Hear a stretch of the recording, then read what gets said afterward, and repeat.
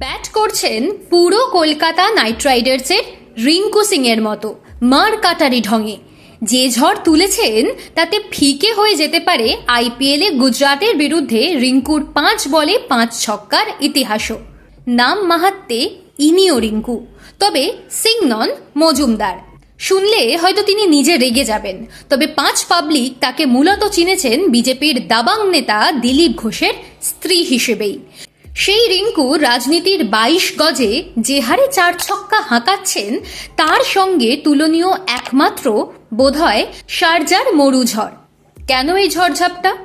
আসলে দিলীপ জায়া এবার চেয়েছিলেন বিধানসভা নির্বাচনে প্রার্থী হতে। তার জন্য নিজের পছন্দের 2টি আসন ছাড়াই বাছাই করে বিজেপি অফিসে জমা করে এসেছিলেন নিজের বায়োডাটা। নিশ্চয়ই আশায় ছিলেন দলের একনিষ্ঠ পুরনো কর্মী হিসেবে তো বটেই, প্রাক্তন রাজ্য সভাপতির স্ত্রী হিসেবেও টিকিটটা নিশ্চিতই পাবেন। বিশেষ করে যেখানে শ্রমিক ভট্টাচার্য বঙ্গ বিজেপির সভাপতি হওয়ার পর আবারও গুরুত্ব বেড়েছে দিলীপ ঘোষের। কিন্তু 2 দফায় পদ্মের 255 আসনের প্রার্থী ঘোষণার পর দেখা গেল সেগুড়ে বালি। নিজের পছন্দের 2 আসন রাজারহাট নিউ টাউন আর বীজপুর থেকে তো নয়ই, রাজ্যের কোনো আসনেই শিকে ছেড়েনি তার। এখনো ঘোষণা না হওয়া বাকি 29 আসনে ছিড়বে এমন আশাও দেখা যাচ্ছে না। আর তাতেই বেজায় চটে গিয়ে দেদার গোলা বারুদ বর্ষণ শুরু করে দিয়েছেন রিঙ্কু। এই আগুনে বিজেপি কিভাবে জল ঢালে নাকি দাবানল জ্বলে ওঠে, সেটাই এখন দেখার। নিজের পছন্দের আসন খড়গপুর সদর ফিরে পেয়ে দিলীপ ঘোষ যখন চেনা মাঠে চেনা মেজাজে নেমে পড়েছেন, তখন জোড়া তালিকায় নাম না থাকার পর থেকেই রিঙ্কু অভিমানী। দলের প্রার্থী মনোনয়ন নিয়ে প্রকাশ্যেই ব্যক্ত করেছেন অসন্তোষ। প্রয়োজনে রাজনীতি ছেড়ে দেওয়ার হুঁশিয়ারি দেওয়া রিঙ্কু শুক্রবারই পৌঁছে গিয়েছিলেন সল্টলেকে বিজেপির প্রধান কার্যালয়।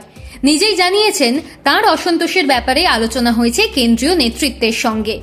সেই সূত্রেই রিঙ্কু দেবীর গলায় আক্ষেপ, এটাও বুঝতে পারলাম যে মুখে যাই বলুক আমাকে টিকিট দেবে না, তাহলে এতক্ষণে প্রার্থী বদলে দিত। তাহলে এতগুলো বছর ধরে কোন দল করলাম, কাদের জন্য করলাম? শুধু তাই নয়, নিজের ক্ষোভ উজাড় করে দিতে গিয়ে তিনি নিশানা করেন শুভেন্দু অধিকারী, অর্জুন সিংদেরও। শুভেন্দু অধিকারীর ভাই দিব্যেন্দু অধিকারীর টিকিট পাওয়ার প্রসঙ্গ টানার পাশাপাশি তিনি বলেছেন, আমি মিসেস ঘোষ হয়েছি তো কয়েক মাস আগে, কিন্তু দলের জন্য আমি কাজ করেছি দীর্ঘদিন ধরে। দল যে দায়িত্ব দিয়েছে ভালোভাবে পালন করেছি। এখন হঠাৎ আমাকে টিকিট দিতে হলে পরিবারতন্ত্রের কথা আসছে। আমাকে বলা হচ্ছে আমি যেন স্বামীকে জেতানোর জন্য প্রচার করি। কেন? বীজপুরের যিনি প্রার্থী তিনি তো অর্জুন সিং ঘনিষ্ঠ, এমনকি ওখানেও বাবা ছেলে প্রার্থী হয়েছেন, শুধু আমার বেলায় পরিবারতন্ত্র? এখানেই থামেননি রিঙ্কু। দিলীপ ঘরণীর বিস্ফোরক অভিযোগ, রাজারহাট নিউ টাউন ও বীজপুরে যে প্রার্থীদের দাঁড় করানো হয়েছে তারা আর্থিক দুর্নীতি সহ একাধিক কুকাজে যুক্ত। আমি সুনীল বনসলজিকে একথা জানিয়েছি। জানি না দল কোন সমীক্ষার ভিত্তিতে এদের প্রার্থী করলো, কিন্তু দলের এই সমস্ত লোকজনের আসল পরিচয় শীর্ষ নেতাদের জানানো আমার কর্তব্য, তাই ওকে বলেছি। উল্লেখ্য, রাজারহাট নিউ টাউন কেন্দ্রে বিজেপির প্রার্থী পীযূষ কানোরিয়া। রিঙ্কু দেবীর অভিযোগ তিনি আর্থিক দুর্নীতিতে অভিযুক্ত।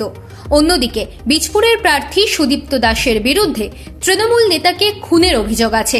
আপাতত তিনি জামিনে মুক্ত। এমন দুজনকে বিধানসভা ভোটে প্রার্থী করা নিয়ে দলের অন্দরে সামান্য ক্ষোভ দেখা গিয়েছিল। সেই স্ফুলিঙ্গ আরও উস্কে দিল রিঙ্কু দেবীর বক্তব্য।